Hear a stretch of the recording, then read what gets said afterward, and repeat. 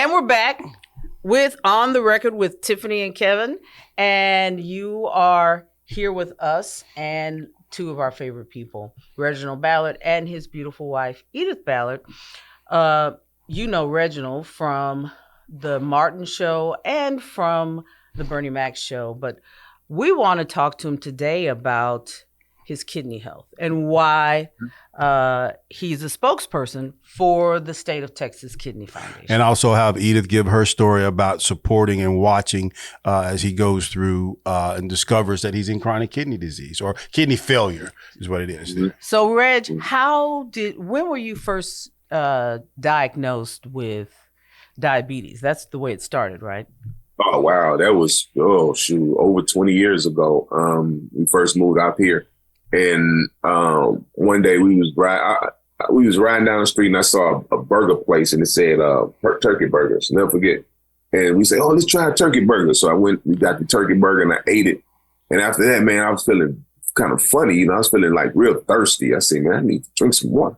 So I was drinking. And it was like I had to drink almost every 15, 20 minutes. I was drinking water. Then I was peeing a lot. So a lot of frequent urination.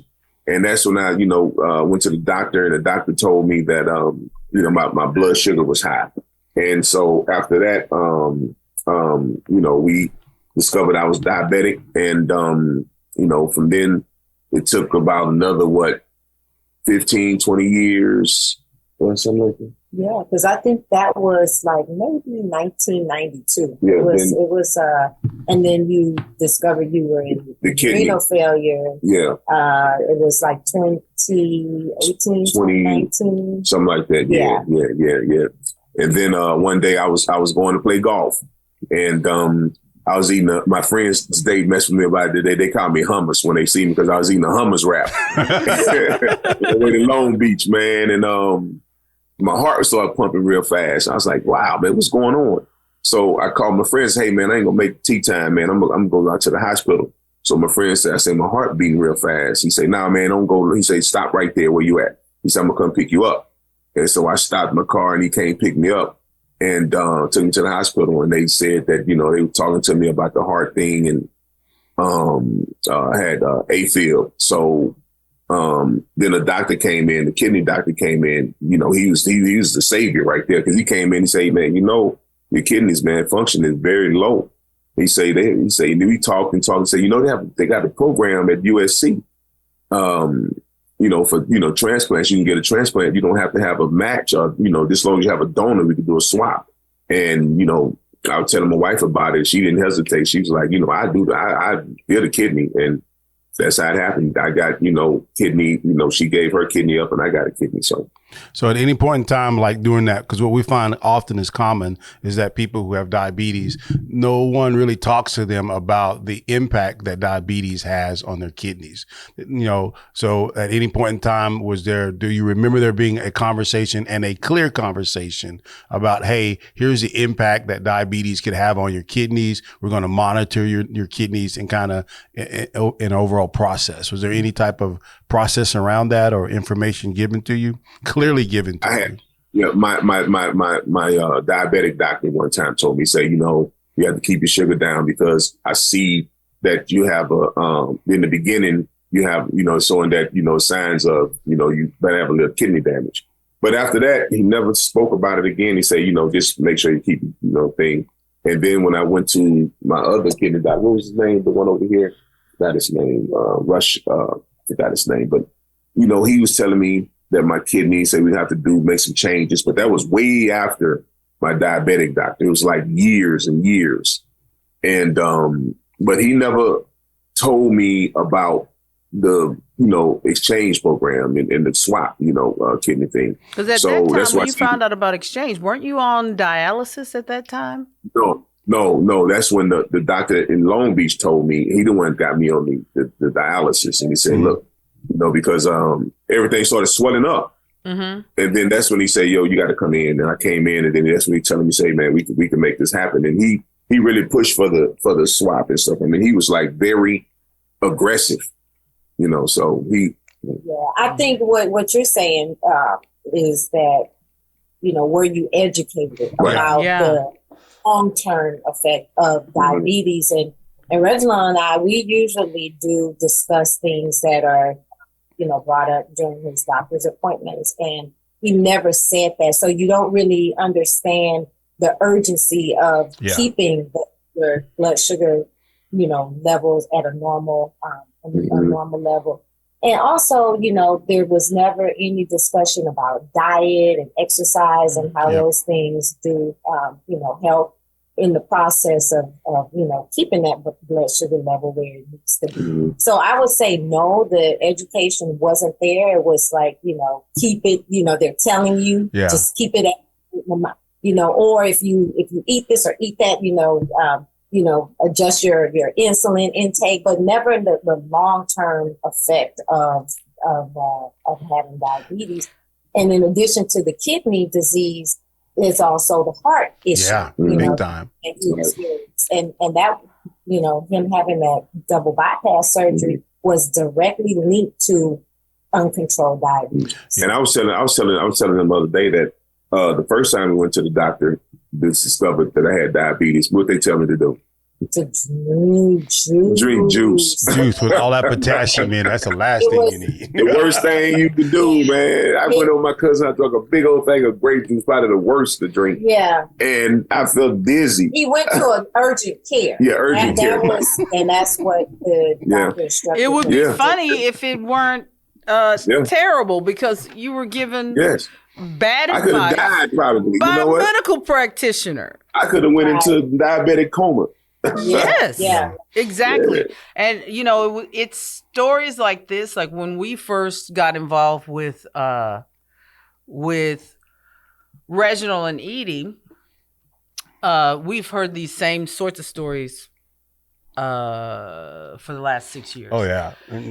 But that was one of the things that prompted us to put together a toolkit. Yeah, so we do have a toolkit. Because there's a communication problem here. So if we are being expected to understand what's going on with our health, then we're gonna make sure that everybody that walks into a doctor's office is ready to take control of being their best advocate. Yeah, and I always I know, because the other day I just found out.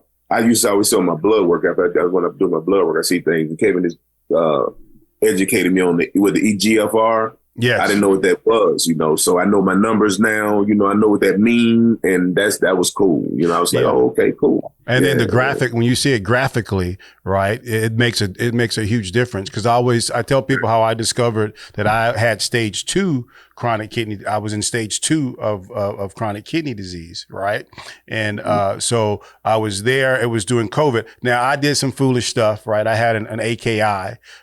This is acute kidney injury. And I discovered this after working here for about a year, working with the foundation for a year, being a consultant with the foundation. I went back and looked at my blood work, and in my blood work, I could see the exact same time I was taking this particular supplement that caused an acute injury where I had this huge urination of blood, and it scared me. Oh, wow. And it's, and so I got scared, and I went to knock off the supplement. You were right. I should have left the supplement alone. I won't take it. Yeah. And so anyway, long story short, I went there to the doctor, and the doctor's like, look, dude, you need to stop this. Whatever you're doing, knock it off, or you're going to be on dialysis. And so anyway, long story short, I knocked it off. I got rid of all the supplements and everything. And he said, oh, your kidney function is just fine.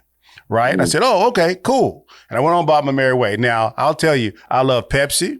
I love vodka. I love cold tequila, and I love brown liquor, as my grandmother would say, bourbon in particular. Mm-hmm. And so I was just continuing with my lifestyle and tacos, right? I'm a big street taco. You can go downtown San Antonio and get some of the best street tacos on the planet, FYI. Okay, so COVID hit, right?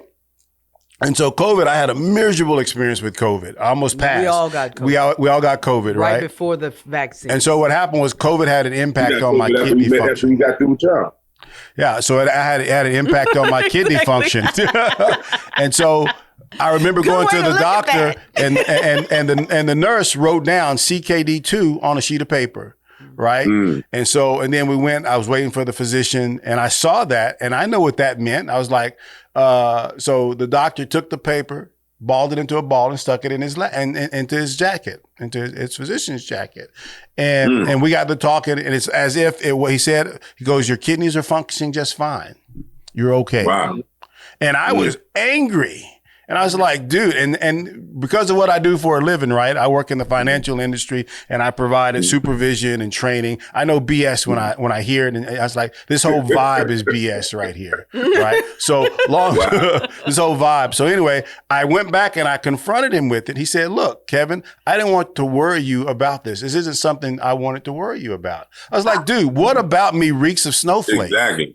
There is nothing about me that reeks of snowflake. I'm assertive, aggressive. Tell me the truth so I can make adjustments to my lifestyle. Well, that prompted us to really take a look at, okay, well, is this happening elsewhere? You know, are we an anomaly, or is this what is happening? And actually, kidney disease, according to KDIGO, the Kidney Disease Global Outcomes Organization. So they are who we all base what we're going to do. They set the standard for kidney monitoring and disease mitigation.